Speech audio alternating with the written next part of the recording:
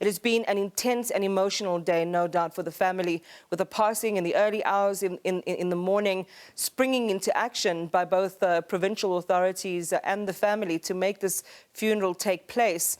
To the many tributes and the eulogy that we heard paying tribute to her life and her legacy. Well, to build on that story is Professor Saths Cooper, who is the president of the Pan-African Psychology Union, a well-renowned former member of the Black Consciousness Movement, as well as a political prisoner and member of the 1970s group of activists. Prof Cooper, I think it's appropriate to start this evening by offering you our condolences as well. This is somebody, whose journey, political journey, in a sense, there's been some twinning with that cohort of people. You were also imprisoned, as was she. There's a whole legacy I was commenting on to our earlier guest that is almost a re-invocation of what the ANC was during those formidable years in the lead up to our freedom. Well, Jessie Yasmin Dangle was a child of the 70s, like her brothers. She was what Nelson Mandela, our founding president, called the Veld Fire that swept South Africa in the 70s. And all of them played sterling roles in conscientization, in developing young people's awareness of the issues and mobilizing people. Of course, with time, people found particular political home, but Jessie will always be fondly remembered by parties across the political spectrum from the liberation side in terms of her contribution. And I knew her older brother, Mohammed, in that period. And I met Jessie when I got out of prison in 1983. And Jessie was always somebody who engaged. She was very personable, had very strong views, was ANC to the core. And that's why she managed to bridge the gaps between what's been represented already, the Zuma era and the Ramaphosa era, if you like. But it's also significant that persons from different spaces have paid tribute to her. She was, at the best of times, quite firm in her views, but she was also testy. She also didn't brook nonsense. She didn't take prisoners, and she was able to speak her mind. And I think also for women leadership, she was a very staunch advocate. I recall when she spoke her mind about being almost alone in the ANC headquarters with male leaders. And I think that was a ringing testimony to the fact that we need more people of her caliber. We need people who are women to take the reins, particularly when the males in leadership have failed us. So we need younger leaders, and she was able to bridge that period. She was active during the student protests from Rhodes to Fees Must Fall. She cultivated a lot of young leaders and brought them on board. She chased young persons across color and other lines, and she was able to engage with them. It's interesting, you talk about the Fees Must Fall movement. We will be in conversation with Vasia Hassan, who is one of the notable Fees Must Fall female leaders on the program a little bit later on. But it's interesting to me in talking about this dichotomy, of personality that Jessie Duarte embodied, and you use the word testy. For us in the media at times, she's been described as a bully, as somebody who's been unnecessarily harsh and critical of the media. And I'm wondering, because part of our discussion, tangentially must reach the psychology of what it takes to be in a position like that, with the history and the experience that she had. fighting every inch of the way in a time when South Africa was very, very dark. You called her a party stalwart to the core, and that's certainly what we hear, those testimonials from her party colleagues. So this defense of the party in public, even when, on evidence, we might say on the outside, it's going over a cliff, would pull back and basically be in defense of the party. And then on the other hand, as all human beings are complex, the soft, the mother figure, the stoic woman, the sibling, the grandmother.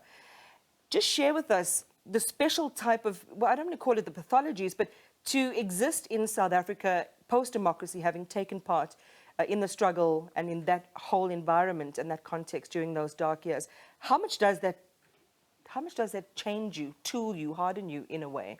I think it's important to recognize that people involved in liberation and imbued with the spirit of wanting to change this society, who indeed gave their all to make this democracy work, were in a difficult place post-democracy, particularly in the years where I would say for at least 20 plus years, when more and more things began to be decided at government level, decided in such a way that it almost took away an agency from society. And so that period, it was the height of the Mbeki period, where it was almost don't think because we will think for you.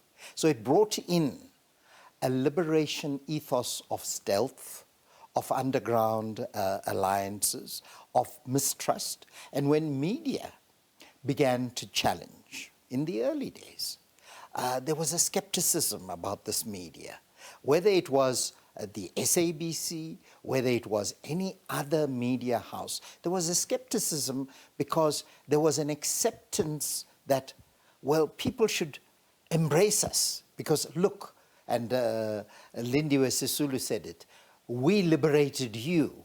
So that kind of narrative played itself out, but what they did not account for is creating a liberal democratic dispensation where freedom of media, freedom of association became all important, such that we have a Tower of Babel now.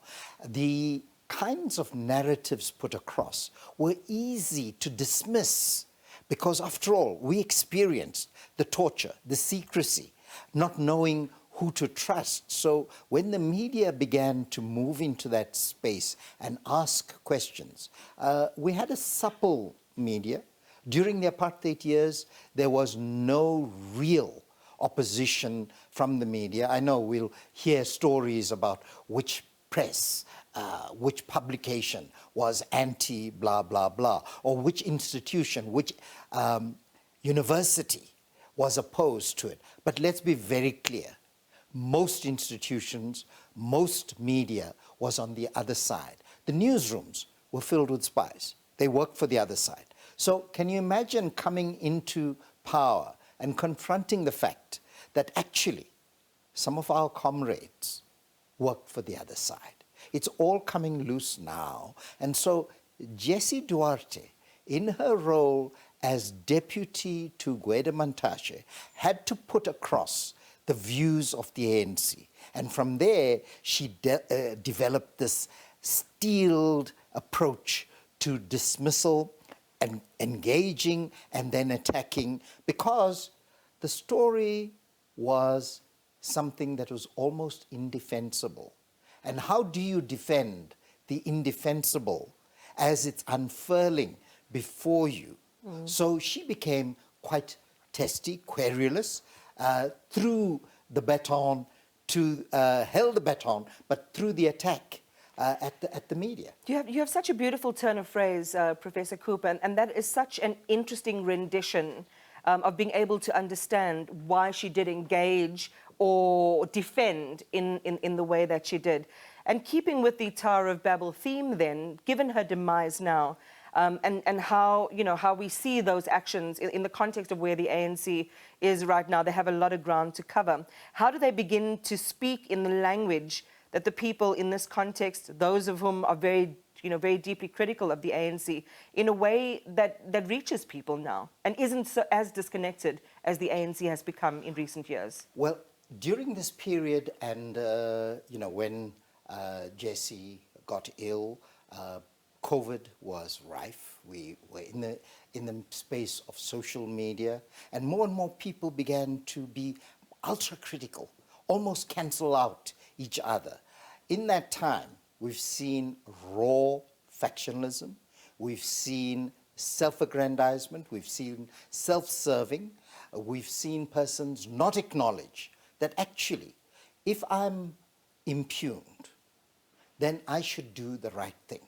Not very few decided to do the right thing. In recent memory, Zweli Mkhize, when confronted with the kinds of allegations that he was confronted with, decided he was going to step aside. Very few others actually did. They fought it all the way. Indeed, challenging the ANC and then some of them going to court. So that's not the test of a true liberation leader. In fact, some of the talking heads constitute people who have come more recently.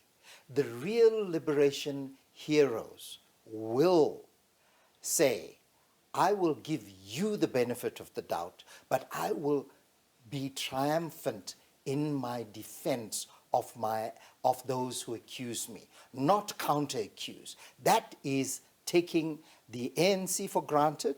It is further causing schisms, but it's also causing havoc with the country because our economy is at its worst ebb. We are replete with the worst kinds of statistics, the largest this, the longest that, etc., etc. And they are adding to it. We've got a leadership that is so mediocre that they cannot acknowledge. They cannot look in the mirror and see, by the way, there's a perception, and perception is greater than reality. Let me do the right thing. If Boris Conservative Johnson can step aside, who are these persons who come to funeral after funeral, lauding the deceased, but carrying on in their own name? So after this, they will be scrapping again at each other, and this the country cannot afford. So they need to do it not for their party. They need to do it for the country. I want to invoke the term eulogy because, that was shared today so beautifully and eloquently by Jessie Duarte's grandchildren. Her eulogy was read out, and some might say, it would be quite brazen to say that the eulogy of the ANC is being written and will be read sometime soon in South Africa, but without a doubt, based on your testimony and others who believe that, the ANC is in an imperiled position at this point. How important a moment is this for the party insofar as their survival and how they evaluate how to move forward? I don't think that some of the leaders are capable of self-evaluation. They talk about it. I think they're more interested in their own positions. I think they're more interested in contestation in December. They don't possess the bigness to rise above the narrowness of their own positions, and they will take us to the brink in December. Last November, we saw a further impalement of the ANC, if you like, with local government elections. And that warning, I think, needs to be taken very seriously. We saw hundreds of parties contest. It is a mayhem, political mayhem. And the ANC must accept, at the top leadership level, responsibility. If they put out a new mantra that is beginning to emerge, that this country won't survive without the ANC, let them show it to us. So far, we're not seeing that leadership that ought to be trusted. And right now, all of them ought to be standing in the bar of history, accounting for their own misdemeanors. Professor Saths Cooper, thank you as always for talking to us. We appreciate your time and your perspective.